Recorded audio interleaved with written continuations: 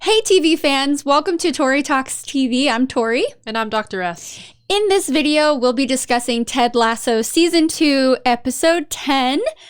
The title of this episode is No Weddings and a Funeral. Before we get into it, you guys, congratulations to the cast of Ted Lasso for their 7 Emmy wins, including Jason Sudeikis, Hannah Waddingham, and Brett Goldstein. Nice. Woo. I am so proud. I cried happy tears for them. They deserved it. Okay, now we'll get into the episode. So it begins with some pillow talk between Rebecca and Sam. They're talking about how they've been sneaking around and maybe it's time to come clean about it. I was hoping that she would be like, okay, but why would I think things would be so smooth? No. Because I'm naive. No, yeah, they're in the kitchen and they're, being very lovey-dovey, flirtatious, and then Rebecca's mother walks in on them. And Rebecca says, what did Dad do now? And I was expecting her to say something, but no, she says that he died. For some reason, I knew she was going to say that. Oh, wow. I don't know why. I mean, it's called No Weddings and a Funeral. This would probably be the funeral, but I just thought it was going to be the pattern. It's just going to show the pattern repeats. But no, he died. Dead. He is dead. So she's back at her childhood bedroom and she hears Never Gonna Give You Up playing by Rick Astley. She got Rickrolled. We all got Rickrolled. We sure did. So sick of that. But anyway, her mom says that she likes to have it playing. And I'm so glad that we got to learn more about her mom. And she wasn't just some actor, I like that portrayal. Too. She likes to have it playing, though. I like that she likes to have it playing in the entire house. Yeah, of course. So word spreads about Rebecca's father passing, and they're showing the coaches, and Keeley's there. And then they're kind of all saying their idea of what death would be. And Roy's idea is basically just you die and then you're dead. Poof. Would you expect anything different? No. And then I love Keeley saying that she wants to be buried in a biodegradable sack that will then, her body will turn into fertilizer and then it'll grow a fruit tree. I kind of love that idea. It's beautiful. Just go back to the earth. I really like that. It seems like the most natural. I don't know if that's something that we can do, but it seems like a really natural way. I'm going to Google that. Yeah, for sure.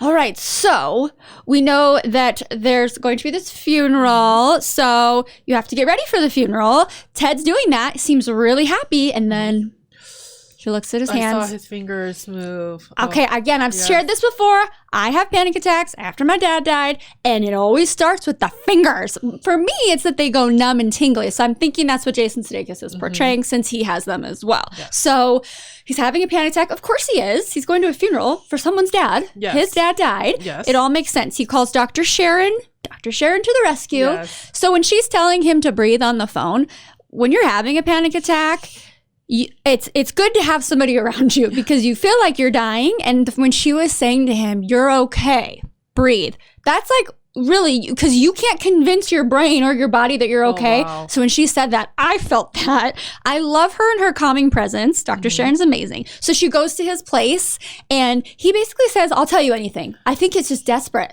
to not feel this way anymore.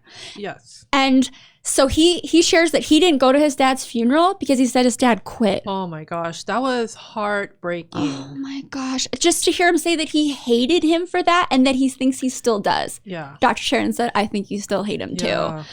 Oh my gosh, and then he cries. Oh, that was so heartbreaking. And Jason Sudeikis' performance was amazing, as it always is. But when he was talking about, because, he says he hates his dad, that's definitely a stage of grief. You have that anger. Yes. And then she said, okay, but what did you like about him? And when he says he was a good dad, that's when I kind of fell apart a little bit. I know. But he said that his dad didn't know that he was a good dad, and he wished he would have known that. He also said he wished that he had told him more and kind of connected it to the way he's always telling everyone on his team how great they are. Everything that has to do with parental relationships, like father-son, especially in this show, really, really speaks to me. And so it just made sense all of a sudden more, like why Ted is the way he is with all the guys on his team. Yes. It also will make you more compassionate for just people in general. Like everybody's got a story, and sometimes they are the way they are for, they were shaped by their their trauma. Yes. Yes. So I feel like this show just teaches you more about compassion, and let's try to understand each other better. Yes. You know. Anyway, at the end of it, he asks for a hug, which I think says a lot. Yeah. He's come a long way. Yes. Yes. And then, of course, because it is a comedy, you have to have the comic relief. He said, "Are you going to charge me for this?" And she said, "Yes, Ted. This is a house call. I'm going to charge you." I think you might charge more for a house call. Right? Yeah. Right. Exactly. All right. Now we're going to get to the funeral. So Rupert arrives. Oh God. With his lady and his baby. I love that Rebecca's mom fat shamed the baby. But babies are supposed to be fat. I think that's that's what makes them so cute. And then AFC Richmond arrives on their bus, and the boys look just so dapper. Oh my gosh, how adorable are they in their suits, and how they were complaining about having to wear shoes. Like formal shoes. Yes. And I have to say, Beard giving his little finger pistol to Rebecca was just so apropos of how Beard would console somebody. That's his condolences. Yes. All right. And then there is Rebecca, Sassy, and Keeley, and they're drinking together, putting the fun in funeral. And then because Sassy and Keeley are on to this secret relationship. Something's happening. They're suspecting it, yes. And then they play 20 questions, and Keeley immediately says it's Sam. They play 20 questions, but get to question number 1. And question number 2 is it Sam? Yeah, that didn't take long. Of course Keeley would know. Oh, no. They're besties. They are. Yes. And then they get a little rowdy, so they have to keep it down. And then it's just Rebecca and her mom. And then here we go, another heartbreaking moment. Because this was kind of going back and forth between Ted and Rebecca's story. That cross-cutting of them telling the story of their fathers and their relationship, and it both happened around the same age, like when they were 16. It was so good, like so poignant. I was in tears. Yes. You see why they're so connected throughout this whole thing. Yes. And so Rebecca says that she saw her dad cheat on her mom. Yes. And she hated him for it. And she still hates him. Yes. And her mom says she knew that. And then Rebecca said, well, I hate you too for letting dad do that. Yeah. Again, we got to see her mom be more of a human. She said she knew about it. And she said he wasn't perfect, but I didn't want him to be perfect. And he always came home. And that she loved worked him for her. Unconditionally. She says when she loves somebody, she doesn't stop. Yes. How do you feel about that? That was really hard to watch. I saw her point of view though. But I did love when her mom said to her, I was so proud of you when you left Rupert. So as much as mom says, yeah, I loved him, I maybe forgave him, I was okay with it, I believe deep down she wasn't. She just couldn't bring herself to do what she was so proud of Rebecca for doing. Yes. It was so heartbreaking to see how that incident, that trauma in her life has impacted her all the way to this day. Yeah. And then to have that similar thing happen in her marriage, it's so sad. Yeah. That was a very emotional part of this episode, obviously, between Ted and her. Yeah, and now she's starting to unpack it for herself, and so is Ted. So that's going to be really good. Yes. And hopefully, I don't want her to not be with Sam. I know. Because now I'm all about Sam. Oh, how can in you the not closet, when he's like, just to let you know, I'm going to keep getting more wonderful. Yeah, you are. be? Of course you are, sweet Sam. Yeah, she decides that she's got to break it off with Sam because she needs to work on herself, and I think that's very healthy. And of course, Sam was understanding. Oh my! Of course he was. Because, and you know, it all goes back to his dad. His relationship with his dad is solid, and I'm just here. Like, can I just make a poster? Love your children, support them, listen to them, talk to them. Yes. Because look at Sam. I know. I don't know. I don't know how realistic that is, but maybe I'm just jaded. No. But I love Sam. There's people out there like that, right? Yes, there really is. Okay. I believe it. Yes. Okay. All right, then it's time for Rebecca to give the eulogy. So she starts it. Ted walks in. They lock eyes. So cute. Then she starts singing. Yes. The Rick Astley song, Never Gonna Give You Up. And what a beautiful little rendition by Hannah Waddingham.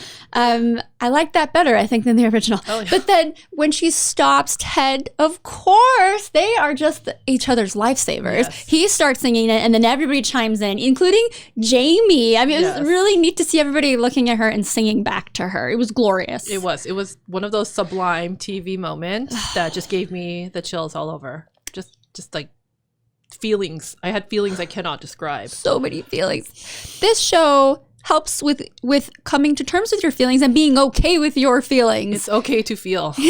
It is. All right, let's talk about something I'm a little concerned about. I think we have a love triangle. I think on I know. Our hands. Yep. Oh man. Oh my gosh, I don't know what to do with this. So I did notice. Did you notice throughout the episode Jaime looking longingly at so Keeley? I'm glad to hear, a little bit shocked, a little bit glad to hear that you don't know what to do.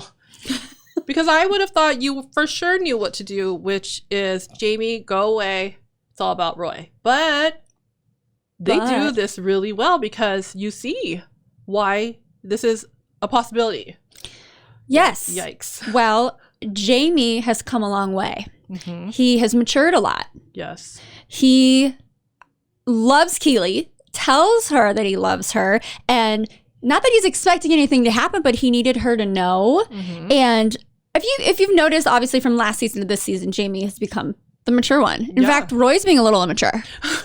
Okay, if I'm being completely honest with you. A bit petulant sometimes. Yeah. So what's Keeley supposed to do with this information? I mean, I'm sure it's always nice to hear when someone loves you, right? Mm-hmm. But then immediately after that, before she can even process that, Roy comes in and apologizes for kind of making fun of her about what she thinks about death and what she wants to do. And she hugs him sincerely. Yeah. I was expecting a close-up shot of her like kind of looking confused, but no, it was good. But where do we go from here? Because I don't hate Jaime. We know why he is the way he is, and he is getting better. Mm-hmm. Not that I think she should cheat on Roy. No. I love Roy. No cheating. No. But where do we go? This needs to be... I'm scared. This needs to be a well thought out decision. I think that she needs to do some soul searching. Keeley needs to go maybe to a quiet place and just think about what she wants to do here, because she can't be hurting either of those guys. No, we're too protective of them now. We can't. No, don't do that. So we'll see what happens with that. What do you guys think is going to happen? Let us know. All right, so at the end of the funeral, they're all leaving. Rupert is saying goodbye, and he says he's going to give his shares, Beck's shares, here's your gift, your funeral gift. But he whispers something in Nate's ear as he leaves. Yeah, what was that? I'm suspicious. By the way, Nate is a ticking time bomb. He is. What? I don't know. I'm worried. I'm really worried. And what is Rupert up to? Yeah. I don't know. All right. So then this episode ends with Rebecca in her childhood room again with her mom. And she has, I have to say, nostalgia alert for me personally, that pink cube TV that she had, I had that. Oh.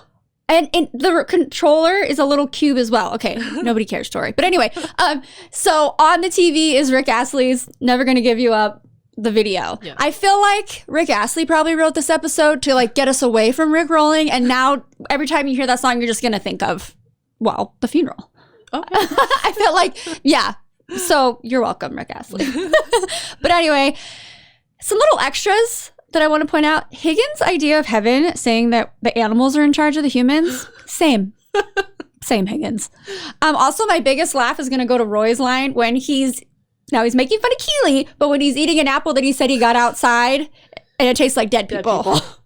That was awesome. Oh, I'm such a weirdo. So sick. And then Danny having trouble with the shoes. Did you see how red that big toe was? Oh, Lord. And then Rebecca's reaction, like, you just keep those. Oh, yeah. Yeah. Oh, this episode. It was brilliant as always. It was so good. Yeah. We all talk about the emotions that this show brings up, and that's okay. It's more than okay. It's necessary. It is necessary. Yes. All right, everybody. Let us know what you thought of this episode by commenting below. And I'm going to have to keep praising you because your comments are amazing and they're wonderful and they always teach me something.